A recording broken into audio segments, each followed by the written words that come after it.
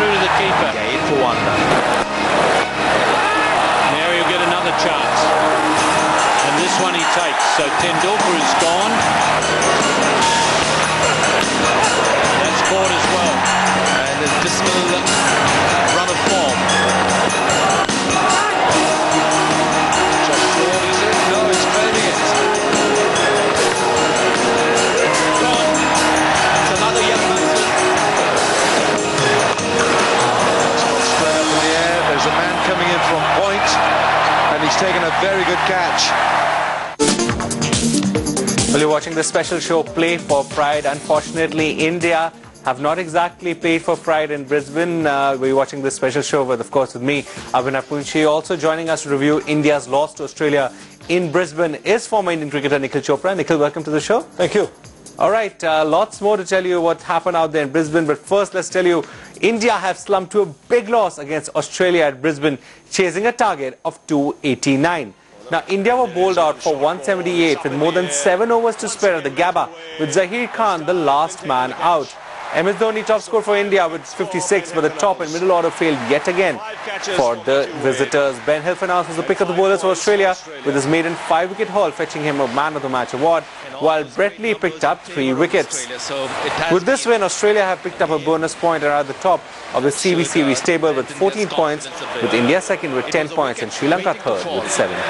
Zaheer Khan. Now earlier, Gautam Gambhir was the first to go for the visitors. The opener, who has been in great form, edged behind to Matthew Wade of the bowling of Brett Lee for just 5. Great one for somebody who's at...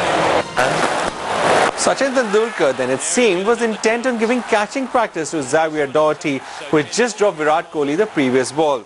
The hopelessly out of form Sachin was out for just 3. Sway away from that bouncer, and so often as it does, once a man.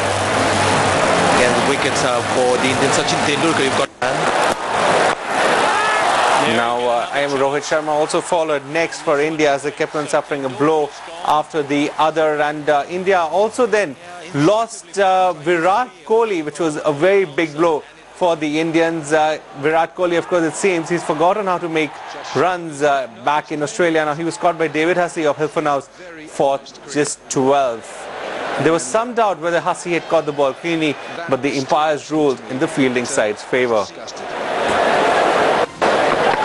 If India needed to offer any resistance, their hopes depended on Suresh Raina and Ravindra Jadeja. But both didn't last too long. Raina was out for 28, as you can see on your screens, caught by Matthew Wade of Dan Christian. Didn't do a lot in the air or off the surface, but Suresh Raina getting the outside Wade. While Peter Forrest took a stunning catch to get rid of Jadeja for 18. Well, after that, there were some big hits by Captain Dhoni and Irfan Pathan, but India eventually folded up for 178 to give the Aussies. Jadeja, I think beaten a couple of times by Stark, decided he was going to hit out. Well taken in the deep there by Peter Forrest, and India.